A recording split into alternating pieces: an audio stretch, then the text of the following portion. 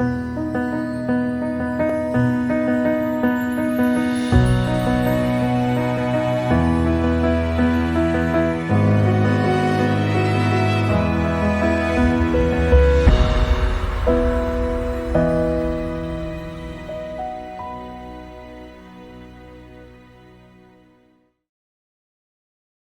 morning from the Philippines.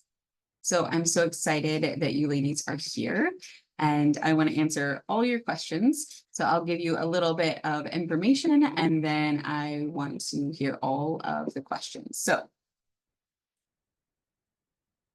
right. So a little bit about my story or our story. So I was young, got married out of high school, and we got pregnant shortly after getting married. So graduated high school, got married young while all my friends were in college. And my husband was actually in the military. And so we moved to a military base and I finished my pregnancy there and gave birth. And so I was 19 and I thought you just show up at the hospital and you give birth and it's great and the doctors are great. And that wasn't my experience. And so it was a pretty traumatic first birth.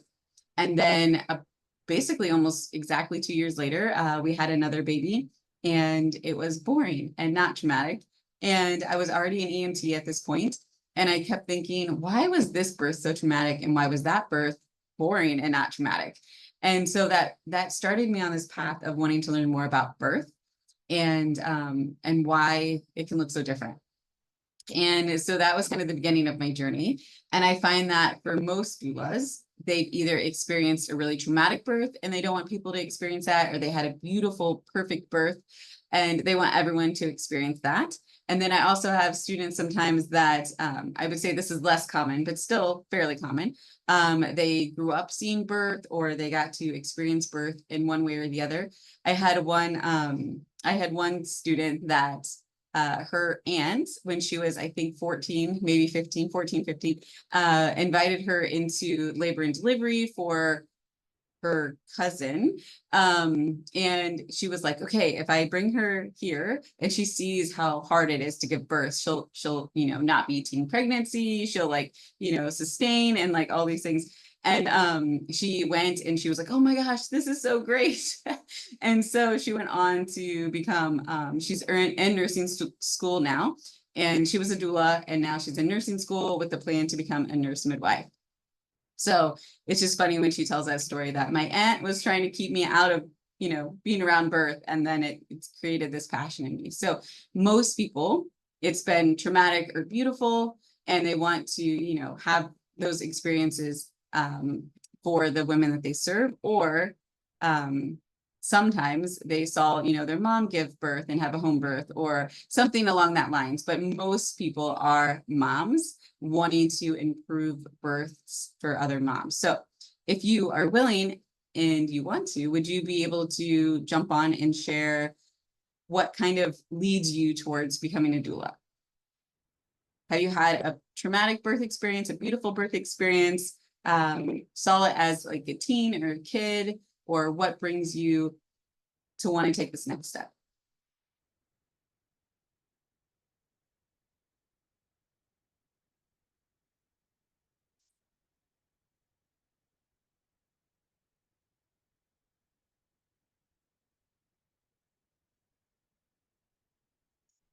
So there are a whole lot of different doulas.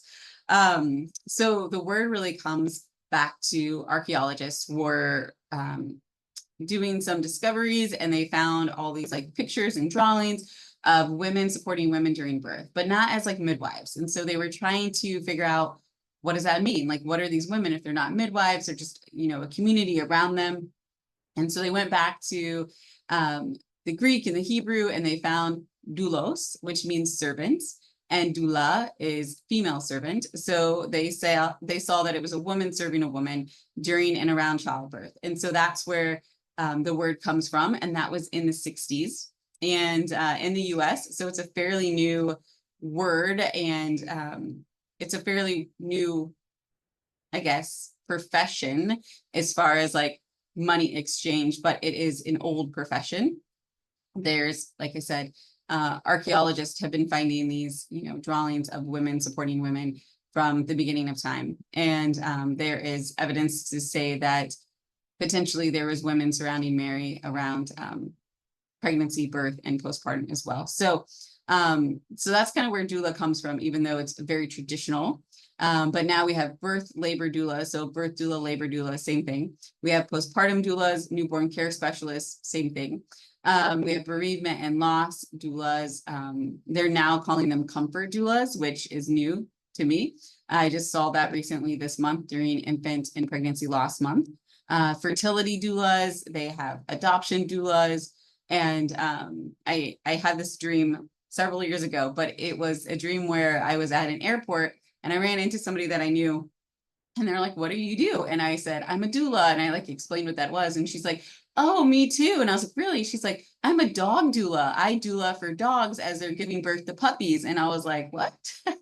So that was a dream. But I woke up and I told my husband, I was like, there's going to be a doula for everything. So, but there are lots of different doulas. It's really a woman coming alongside of a woman in some area of life, some event. And so I see myself as an instructor now, really doula-ing doulas. And so it's the same kind of idea of coming alongside and providing continuous physical, educational, emotional, spiritual advocacy support for the person that you're serving. Okay, so on call. So this is a big one because again, we go back to most women become doulas because they have given birth and they usually still have some young kids. And that's what draws them and gives them the passion to want to be a doula for others. And so being on call is super hard when you have little kids, right? And so I would say this is a big factor for what holds people back. And I can completely understand. We have 6 kids and they range from the age of 20 down to 2. And so I've had kids for a very long time, little kids for a very long time. And so on call can be a little tricky, but once you figure out having that support, having babysitters, having people who can come alongside, that makes that part a lot easier. Now, living on call is also very stressful in a sense because women give birth between 37 weeks and 42 weeks generally. Now, obviously, you can do earlier sometimes too. So when we go on call, we're on call for that whole amount of time. So even if you only take 1 birth a month, you can continuously be on call every day, all the time. And so there's some different strategies and different ways, depending on personality, of how you want to go about being on call well or sharing on call.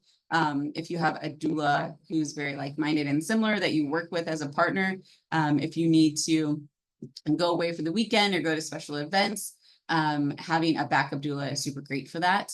But being on call is honestly very difficult and stressful. I'm currently also a student midwife here in the Philippines, and I'm on call all the time. So whenever we consider like going somewhere, it doesn't even have to be far here because the traffic's so bad. It's some of the worst traffic in the entire world. So where we're from in Indiana, driving 15 miles would take about 15 to 20 minutes. Driving 15 miles here can take like 2 hours. So you can't just like pop over to, the mall and grab something. That could take way, way, way longer than expected. And so I always have to weigh that, right? So if we want to go to a mall specifically, because those are farther away, that's a good 5 hours. And that's only being at the mall for an hour. So if I'm gone for a whole day going to the mall, because we have the Mall of Asia, for instance, that's probably going to be me missing births or a birth. If they call me, I'm not probably going to make it back in time to make that birth. So being a student midwife and needing to attend certain births, it's always like weighing on me. We also don't have the best signal in our house because it's a big concrete block. And so I don't receive phone calls well. So if they call me for a birth, it's like, can you message me here, here, and here, just to make sure that I get the message. And that's true being on call as a doula. Making sure your phone is always nearby, making sure your phone is always up, making sure your clients are always on bypass. And we have, I was a backup doula for a good friend, and She had just come back from training out of state. So she was super tired, super exhausted. So she put her phone on Do Not Disturb, but she has all her clients on bypass. And so I get this call in the middle of the night, and I go to be a backup for this doula. And I knew she was back. I knew she had arrived safely. She had told me, and I couldn't get a hold of her. The dad couldn't get a hold of her. No one could get a hold of her because it was the middle of the night. And I said, as soon as she wakes up, she's going to see all these calls and messages. And she wakes up and she's like, mortified. She missed it. She didn't miss the birth, but she missed all the calls. And she realized that she put the woman on bypass, but not the husband. And because the woman was in labor, the husband was the one calling, and it didn't go through. And so we learned a lesson that day to make sure that we do not just the mom, but also the dad or anyone else involved, so that you don't miss it. But it can be an underlying stress of always being on call, but there are ways to also manage that as well. So trainings. There used to only be really one way to be a doula prior to COVID, which is really attend an in-person training for 2 to 3 days. And now that has really changed. Just like everything else, there's online versions. And so when you're thinking about training, you need to think about, do you want to do online? Do you want to do in person? Which makes the most sense for you? Are you willing to travel to in person? Because there's a lot fewer of those than there used to be. Do you want a classroom where you're interacting, or do you want a self-paced version? So you have both of those options online. Birth philosophy. So you really want to know the birth philosophy of the organization that you're working with. Each organization has a different philosophy on birth, rights, advocacy, support, all of those things. So it's really good to make sure that you know that you align with that organization. There's been a lot of big changes within the bigger organizations over the last few years where people don't necessarily align with those values or that philosophy of birth anymore. And so I encourage you to make sure you look into that, because once you become a doula with an organization, usually for 2 to 3 years, you're under that certification before you would renew, and you want to make sure that you align with their guidelines and their restrictions and things like that. The other big one is language. So for us, we use man, woman, breastfeeding, but a lot of organizations now, they say chest feeding, body feeding, partner, birthing person. And so they don't really say mom or woman or mother. And so something to be aware of. So is that the language that you want to use? Then find an organization that supports that language. If it's not, you might want to look for an organization that does support that language. So timeframes and requirements. So this one varies, but the basic time frame as far as training is 20 to 24 hours of lecture. And then there's other certifying requirements. And so that's pretty standard across the board if you're just doing like one certification like birth doula. And the requirements for a lot of organizations, it's 1 year. You have 1 year to complete everything from the point you sign up to full certification, or you have to start over or pay additional fees. And then most bigger organizations require you to recertify every 2 to 3 years. So our organization, we work with women from all over the world. We have trained hundreds of women and women from 37 different countries and counting. And so we wanted to make this accessible. So we do not have recertification. So we have a lifetime membership of being a doula. And so you don't have to pay a big fee every 2 to 3 years. So keep that in mind, because it can be very expensive renewing some of those large fees every few years. And we wanted to make it easier and more accessible. But I always tell people, if they want to send me money every 2 to 3 years, I'm okay with that. I will accept that. But yeah, there is no requirement for recertification. And our timeframes, we don't have them specifically. But we do ask that on the first week of training that you make a little timeline of when you want to achieve which goals. When do you want to accomplish each assignment, so that you have a timeline so we can help support you in that. But you have as much time as it needs, because some people have, 3 kids under 3. I have a student right now has 3 kids under 3. And then you have some that are like, I'm going to be a grandma in 6 months. So I have a lot of time on my hands. And so it really varies. So we don't have a set time where then you have to start over. We also, like I said, use the traditional language of mother and father and breastfeeding. And we have a combination of both classroom and self-paced. So I think this is the best of both worlds when you do online. So we do offer some in person, but the majority of what we do is online. And so we have a flipped classroom approach. So we have live Zooms once a week that we have for 2 hours where we're interacting with each other, doing activities. And then there's an online portal that's self-paced throughout the week to do other assignments, watch other videos. And so you kind of get a mixture of both. So it's not all on demand where you have to be present all the time. You can do some of it, on your own and some of it with the live interaction. So we do both. So cost also is a big variant, especially if you have renewals every 2 to 3 years that you need to think about. But for the most part, there is, I would say, trainings are usually between $500 to $2,000. So that's kind of the range for a birth doula training. But I would say that the middle ground is like $600 to $900 is what you'll most likely find. So what do I charge? What is the going rate of our area? So that's really kind of what you base it on. So a little bit on experience and then a lot on just the going rate. So in Indiana, we lived in a smaller city. And if you would go to 2 hours south to the capital, it would double, more than double what you would charge as a doula. And so again, it kind of depends on what kind of doula. So I'm talking about birth doulas, but postpartum doula is the same thing. The hourly rate really varies on if you live in Los Angeles, it's going to look a lot different than if you live in Mobile, Alabama.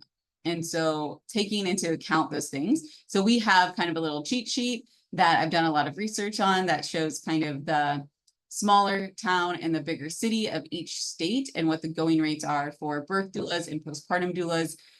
But part of what you do is find out what that looks like in your own community. So it really varies. But I would say on the lowest end, about $800 a birth, all the way up to, I would say, $2,200 a birth in some of those bigger cities on one of the coasts. So East or West Coast, doulas are charging more like around the $2,000 range. If you get the more you get in the middle of the US, it's going to be, $800 to $1,000. 1,500. But again, it varies from location to location on just how many doulas there are, what is the need for doulas and that sort of thing. But I would say that for our class, just getting one client more than pays for the cost of the one class. So it's kind of a really great opportunity there because you only ever need one to regain that investment in yourself. So also, are you doing it full-time or part-time? Do you have those 3 kids under 3 where you're going to take on maybe one client every other month? Or are you going to dive all in and you want 2 to 3 to 4 clients a month? It really can vary. And there are ways to also work a full-time job or another part-time job and also work as a birth doula as you build that birth clientele and as you build your business. So most of the time you're a small business owner. And so you have to kind of navigate that as well. And it takes a good 2 to 3 to 5 years to really build into something really big and flourishing for the most part. Just like any other small business, it takes that time frame. And so it's always good to have some kind of part-time or even full-time work to build upon as you grow that business. But it's more than possible to have a full-time business as a birth doula, and especially as a postpartum doula, as you can schedule that and make that more of not a 9 to 5, because it's really not a 9 to 5, but more of a 40 hours a week, give or take, however you want to do that. You could definitely do more as a postpartum doula, as most shifts are 10 to 12 hours if you do like overnight. And so there is definitely possibilities for full-time scheduled doula work as a postpartum doula. And like we touched on childcare. So I don't do most postpartum work because we have a bunch of kids. And so it didn't really make as much sense for me to go serve families in that same capacity as being at home and serving my own family, just because I always had little ones. And so most of what I've done is birth work, which is a little bit harder because, again, it's not scheduled. Birth happens whenever birth happens. But having those good systems in place and those good helpers, babysitters, family, whatever that looks like, is what makes it possible. So why Created to Birth? So we want to make doula training accessible to all communities and all cultures and all languages throughout the world. So we just have a real heart for the global birth. and what that looks like to really come alongside of women. I really started my birth worker journey as coming alongside women that were immigrants, refugees, and teen moms. And through that, working with another organization in the Atlanta area, went back to our home state of Indiana and started a similar nonprofit to serve the same communities. And so we wanted a doula training that anyone could take, even if English wasn't their first language, that was accessible, that was easily translated or interpreted. So we've actually trained women in the US that have been immigrants and refugees to start serving within their own communities, which then opened doors to serve in multiple places worldwide. And then that led us to me taking the next step into midwifery and training as a student midwife in the Philippines. So we're currently living in the Philippines and still continuing to teach international doula trainings. We have one next week, actually here in the Philippines, and we have more on the way as well. So currently that's my season of life is overseas, but we will be back in the States next summer, and we'll have in-person trainings there as well. But the majority of what we're doing is online, but it does have a global impact, a global underlining theme of supporting women, no matter who they are, where they're from, and finding women within these communities to serve within their own communities. So any questions from you ladies? I know we have had a couple that have just jumped on, so they haven't heard everything, but if you have any questions, feel free to unmute and go ahead and ask those questions.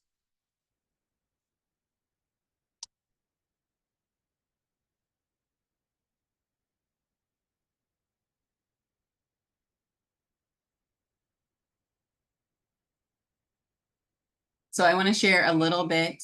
I will share this, and then if you have questions, we'll open it up for more questions. Just a little bit about our birth doula training and our postpartum doula training and what we have to offer at Global Birth Community. So right now we are about to start a birth doula training after our in-person training, and that will start October 23rd and then again in January. And then our postpartum doula training, we're currently in that right now in the month of October. And then we will, which if you wanted to start postpartum doula training, the next class is Monday night. If you could make up the homework for last week, then you could jump in on that as well if you really wanted to. And then our next postpartum doula training will be in February. So generally we do a 3-month rotation of birth, postpartum, childbirth ed, birth, postpartum, childbirth ed. So January will be birth, and then February postpartum, and then March will be childbirth ed, and then we'll start over. And we offer a bundle deal if you want to take birth and postpartum together. And when I say it's like $1,500–$1,600 if you were to take them and pay full price separately. But for being part of the live today, we are offering a special discount to you to take both birth and postpartum for only $899. And like I said, almost everywhere in the US, your first client is a minimum of $800 if you live somewhere really rural. So you'd be able to gain that back right away. So I wanted to offer that to you. And again, if you wanted to jump in and you're willing to make up the work, you could jump in the postpartum, which is all of October, or you can join the birth doula training, which starts October 23rd. And then we haven't actually publicly announced this yet, but we are going to have bereavement loss doula training that starts in January as well. And we have some other really big things coming out next year. And hopefully we'll also have lactation coach, lactation counselor, lactation doula, another big course for lactation coming out next year as well. And so we're starting to really expand and add more of those things that everyone has been asking for. So that is a little bit about what we offer currently. So join me in my dream job, and hopefully your dream job and your calling. But yes, it has some hardships that can be challenging, which is mostly being on call and childcare. But there are ways to make that possible, to be able to step into this role of serving women and coming alongside of them. So what questions do you have? Ella, did you have a question? Yeah, sorry, my video and audio weren't turning on earlier. Yeah, I guess I had a couple, like one more so about doula work, and then just some questions about like the course itself. Um, I think my biggest concern for being a birth doula specifically is the, like you've said, like the on-call element of it. Like you said, I'm just thinking through like, okay, even if I did once a month, that's always on call. And then like, how do you do travel, all that stuff. So I'm just kind of trying to think through that and like what other people have done. And so I'm like, maybe it's like a rotational thing where it's like a couple of clients in a month and then like a month where I don't have anything on call, and then, you know, a month with a couple client, like something like that. But then I'm also wondering like how you would, like, I feel like I would be nervous if I had even two within that 6 weeks. Like, what if they overlap? I don't know. Is that just where like I mean, it would be important to find a backup doula, but is that kind of the main thing that you would say? Yeah, yeah. Or what have people done? So I would say you could do it either way or a combination of both. But because birth is such a wide range of time frame, it's hard to take off any time. Because if you were to say, I'm going to take off the whole month of December, well, are you going to take like a November 26th? Because that could definitely go into December. Are you not going to take a January 2nd? Because that could definitely be in December. So it's hard to manage it that way. But it is possible. And some midwives will say, I'm taking off this 1 or 2 months, and they will, you know, not take clients who are due within a certain range before and after that. That just limits you for sure, but totally possible. I would say what's more common is having a backup doula and making that range not as big. So when I take trips or do trainings, I block out obviously around that time, but I always have someone to back up. And until just last year, I never needed a backup doula. And it was kind of, I had one at the very end of my training. We did an international training and I needed a doula to step in. And then I had another like random family thing that I had to fly to the other part of the country. And she actually chose to not have a backup doula. So I was actually at her birth and she was doing really great and really far. And she was like, actually, I feel really confident. It's totally okay. Just like go. I literally left her birth and went home, grabbed some stuff and got on a plane. And she didn't want to back up. She felt really good with, you know, what was going on. And so she could have had a backup. But those were the 2 times in like 10 years. And those were just both last year. And then I've only been a backup doula for the one person that I was telling you about. I don't think you heard that, but that's the only time in like 10 years where I've had to actually fill in for someone as a backup versus just being on call, you know, when they're, you know, gone for a weekend or something. So for me, there's a lot of prayer that goes into that of like, Lord, bring me the people that I can make their birth or, you know, make it so that I can be there. And for the most part, that has worked. But I do always have a like-minded doula that I trust, and actually always 2, just in case for some reason, you know, one can't, there's always another plan. But yeah, it can be really stressful because obviously if you're taking on a client, you're taking them on, you want to be there. But they say that if you have 2 clients that have the same due date, they're more likely to not come on the same day than if they're like 1 to 2 weeks apart, which is a funny concept, but it's proven to be true for me as well. And so even taking on 3, 4 clients at a time, that's not true. One time I've had 2 in labor, maybe twice I've had 2 in labor at the same time, but never giving birth at the same time, where I was able to make both of them, where one was a lot farther along in labor than the other one. And the other one's like, I think I might be in labor. I'm like, oh, I'm at a birth, but I've never, missed those that have potentially overlapped. So. Okay. So do you have any like rules that you set for yourself? Maybe this is something more so I should ask in the actual class. But like, I guess, do you have any rules you set for yourself around due dates, or it doesn't really matter? Like I really take more than. Yeah, I set it for the month. Just being a busy homeschooling mom, I would do up to 4 a month. We also had a nonprofit where we didn't overlap. And no, we didn't have them overlap. So I would say on average, I had 3 a month. Okay. But yeah, and working with midwives, they usually take 3 or 4 a month on average as well. And so I was doulaing and birth assisting / student midwifery all at the same time. And it was possible. Yeah.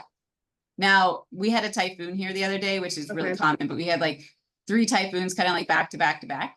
And so there were some big weather changes, and we had 3 women give birth at our clinic, which is really uncommon, all in one day, but they didn't even overlap. So as a doula, they would have overlapped because you would have given like longer support, like pre-labor, pre-birth. But they came in all 3 separately, and they gave birth separately. But it was brought on by the barometric changes of the typhoon. And so even with that, the stress. Yeah, it just they still labor differently. And so I know some doulas who have like gone from one hospital to another. Like I said, I did that once. I left after she delivered. I went to another hospital to support her during her labor as well. But again, that's not super common. Now, if you take on 6, 8, or 10, yes, you're going to have overlap. There's only so many days in a month. Yeah. Wow, I didn't realize you could get up to that many without them overlapping. So that's really cool. I feel like I need to, like, I feel like if I get into it, I think I would really love the work. I'm kind of unique going into it because I've never given birth. I've never been at a birth. I don't know. I think I would love it.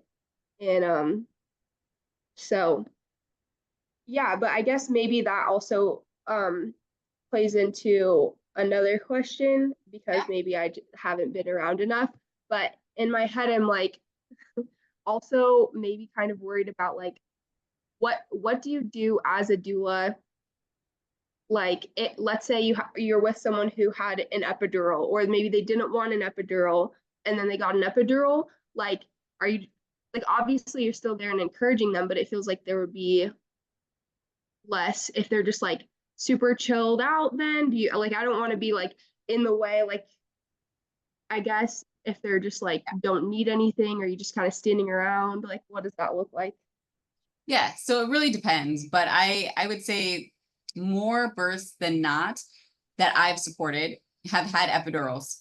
And because again, I worked with a lot of immigrants, refugees, and teen moms and single moms. And so through our nonprofits, we were supporting women that wanted to give birth in hospitals, generally had to give birth in hospitals. And so, and a lot of women do want epidurals, but they don't, since we provide so many things. So doulas are, this is just what I tell people, but doulas are birth professionals who are non-medical, who come alongside of a woman during pregnancy, labor, and postpartum and provide continuous physical, emotional, educational, advocacy, and spiritual support. So yes, if they have an epidural, they're not as mobile, but there's still a lot of positional changes, but they need even more so because they're not doing it themselves. So being able to help them to reposition and move and know how to help them to do that helps baby to move down more smoothly, because when they're laying down, obviously it's harder for that baby to navigate versus if they're sitting up, walking around, that sort of thing. So it actually is usually longer labors with epidurals or inductions. And it takes a different set of skills or tools, but they still need a lot of, sometimes even more so, the emotional support. They need the educational support before and after, sometimes the advocacy support for what they do want beyond that or to get what they need. But there is still a lot of interaction and positional change that you can do to help that baby and help that labor, because it actually makes it a little bit harder than you would naturally do it because you're not moving. But I would say that usually as soon as they get an epidural, they take a nap and you take a nap. And so that's okay too. And then when they're back awake, you're up, helping them, supporting them. But I do find that unmedicated births take more physical support, where medicated births take more emotional support. So. Yeah. Cool. I'm assuming we kind of go over all of that in the course of different ways to support. Yeah. In different. And I would encourage you to get on YouTube and watch birth videos.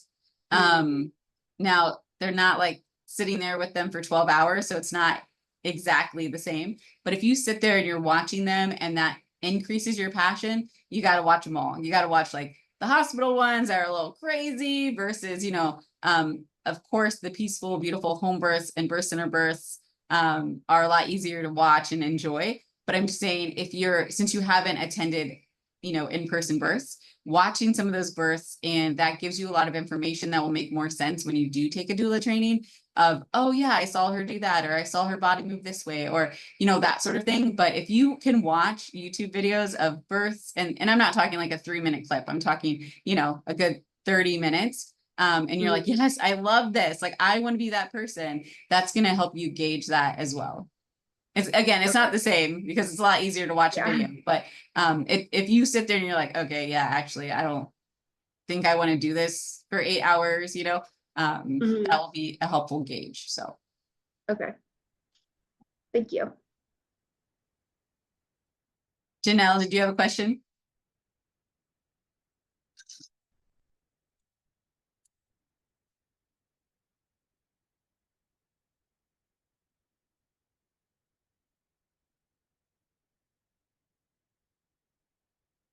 You're on mute. Hold on.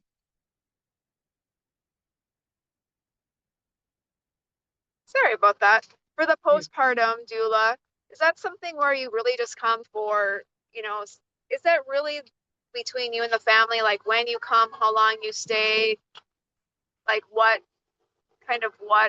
services you offer? Is that kind of a little bit up for interpretation versus just coming like right after the baby's born and maybe staying for like 3 hours or something like that? Yeah, I would say what's most common is to come in that week or 2 weeks, whenever that support tends to shift. So if dad's home for a week or mom's there for a week or two, then usually postpartum doulas come during that transition and then beyond. But I encourage all of our students to sit down in the very first week of class. And part of what they have to do is figure out what kind of doula are they? What kind of services do they provide? And what services do they not provide? So do they do newborn care and postpartum doula? Are they caring for mom and baby? Are they willing to clean toilets, or they don't do the cleaning? Are they willing to cook full meals or just pick up groceries? Like, what is that scope? Because yeah, there is not a certain defined specific like A, B, and C. And so there is a lot of room for interpretation. So defining that, and then we actually make a marketing project so that you can communicate that well to your community so that you can have the same expectations. And then we talk about that when you do consultations to set the stage for, this is what I do. This is same for birth and postpartum, but more so postpartum. This is what I do and what I offer, and this is what I don't do, so that everyone's on the same page of what specifically are you doing. And night shift as well. Like sometimes night shift, they want you to be up all night, you don't get to sleep. And then others, they're like, yeah, you can sleep, just be awake when the baby's awake. So there's always figuring out those expectations and making sure you're both on the same page. But you need to figure out what your boundaries are. You need to figure out what your offers are, and you need to figure that out first so you can then figure out how to communicate that to others so that you don't say yes to everything. Because that's what we tend to do when we are super excited and we're starting something new and we want clients. We're like, yes, yes, yeah, I'll do that. But what's the reality of that? It's not good for you. It's not good for them. If you really hate and didn't expect to clean toilets and they have 6 toilets and you thought you were going to be, supporting mom and holding baby, and here you are like scrubbing toilets, you're like, wait a minute, that's not what I thought I'd be doing. So we help you to define what that is and then communicate it well so that you kind of set that stage, because everyone has a different idea of what a postpartum doula does and is and isn't. And so you need to be able to figure out what that is for yourself so that then you can market that.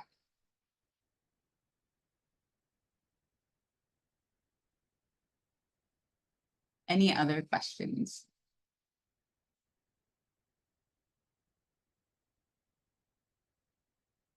I've talked to Janelle, so I know she didn't just get mad at me for, well, I'm going to assume she didn't just get mad at me for my answer, but I have talked to her, so I'm assuming it's a signal, but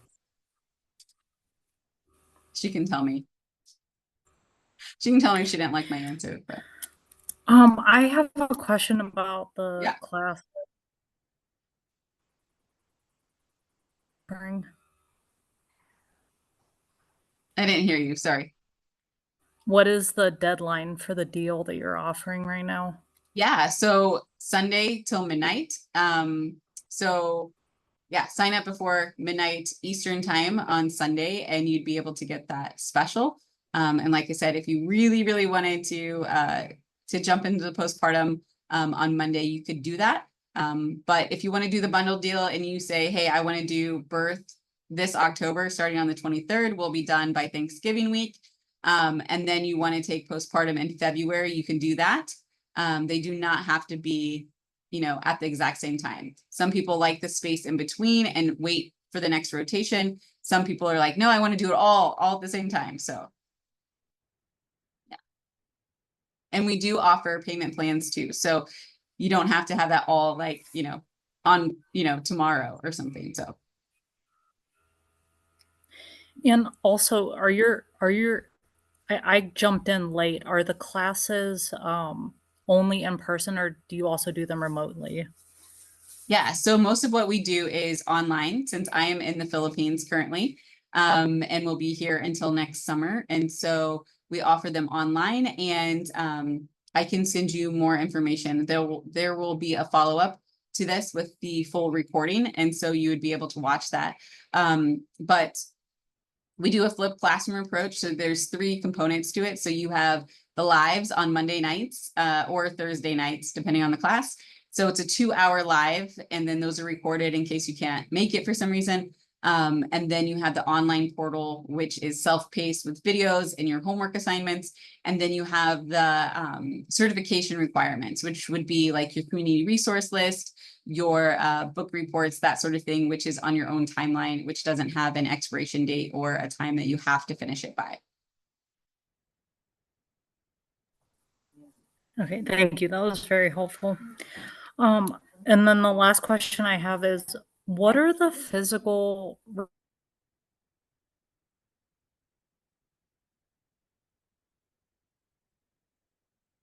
Okay, I only heard part of that.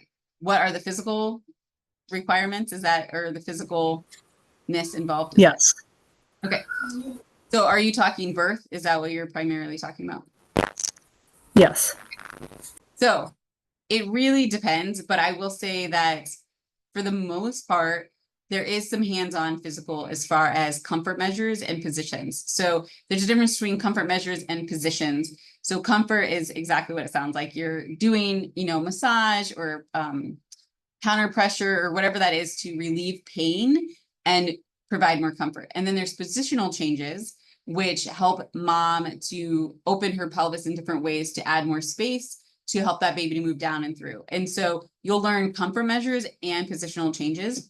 So the comfort measures can be difficult in the sense of when you do them, you usually hold them for the whole duration. That's the goal, the whole duration of the contraction. So if you're doing it like a hip squeeze, which is kind of like using the whole upper body, you're doing that for a minute to a minute and a half if you're, farther along in labor and to transition. And so that can actually be really difficult. But there is a way to use your own body weight and do it in a way that's more sustainable. But the secret really is to train other people well. So there's a husband, I always show him the positions. I always show him how to do things properly. And then I will do it and start the process. And then I'm like, hey, come over here, Johnny, and let, you jump in here. And you do this hip squeeze, or you do this, let me show you this really great massage, and then you take over. And what's helpful in that is, one, it saves me from having to do all the work physically, but it gets him involved. And he always wants to fix things, but men don't know how to fix things in birth because it's not fixable, but there are things that you can do to help. And so I give him the tools to do that. So he gets to participate in the birth. And whenever he does something like a massage or a hip squeeze, it actually increases her oxytocin level, which then increases, everything that she needs to help that labor along. So I can do things and it does help, but it does even take it up a notch if it's the mom, if they have a good loving relationship, or the husband, if he's stepping in and also participating and being involved, because he feels involved, he feels like he's really helping her, and then she feels loved and cared for. And so it's a win-win. So yes, there is physical things that you can do, you generally do, but it's limited in the sense of you can also hand that off. Because if she loves hip squeezes, and usually you love them or you hate them, if you love a good hip squeeze and you're having a minute-long contraction every 3 minutes, so a minute on, 2 minutes off, for an hour, 2 hours, like that's hard for anyone to use their muscles in that way, on and off, on and off, on and off. And so it's always a team effort. So that would be the biggest one, is the hip squeeze. It's just a lot more physical. It can be, than other things. I would say, as far as like using muscles, then the other part of it is really just pure exhaustion. With birth doula, you are usually up at night. More often than not, birth happens at night. She starts labor at night. She gives birth at night. There's a lot of lost sleep. And so there's just exhaustion in it as well. But as far as like physical, I would just say being able to do that. And if you can't do that, there's ways around it too. So there's an alternative to the hip squeeze that uses a rebozo. So it uses a piece of cloth, and it takes 2 people, but you can do a good hip squeeze with 2 people participating in a less physical way. So if you can't do certain things, there are usually ways to do the same thing, but modified.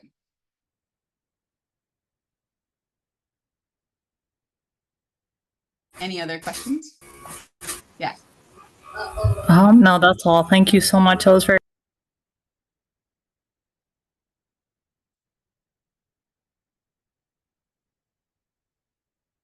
Anything else?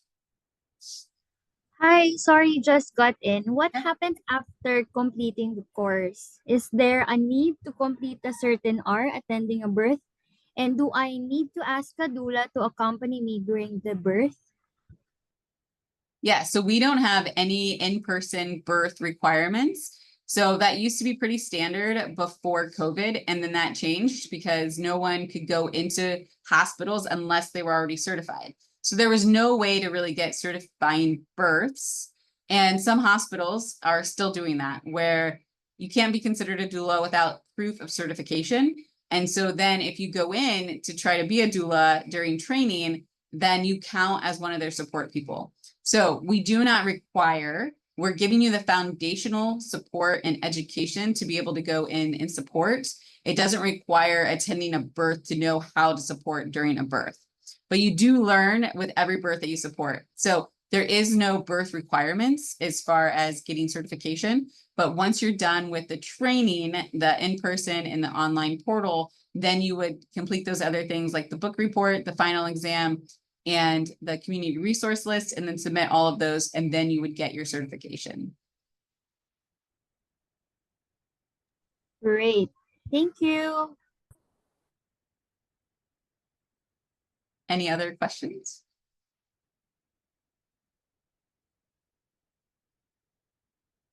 All right. Well, if you have any other questions that you think of, send them to me. I am just starting my day here. So we're 12 hours ahead of Eastern Standard Time. So I'm about to leave to go to the clinic for the day, but I will send out the recording of this for anybody who missed parts of it, and for the other ladies who did not get the opportunity to attend. And then more details about what we do and the special offer. So if you, again, have any questions, I would love to answer them for you. Just feel free to send me an email. So, all right. Thank you, ladies, so much, and have a great night.